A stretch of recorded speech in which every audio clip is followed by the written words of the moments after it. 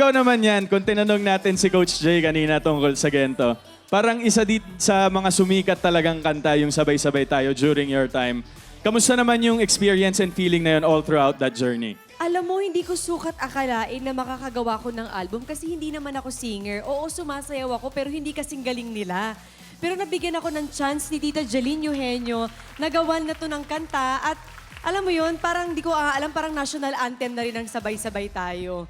Diba? At alam na mga anak ko yan, sinasayaw nila. Walang may hindi alam niyan yan.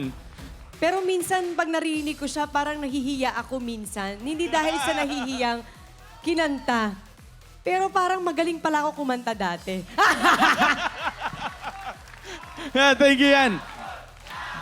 Uy. Sige, kung kasama ko si Alden. Oh, game.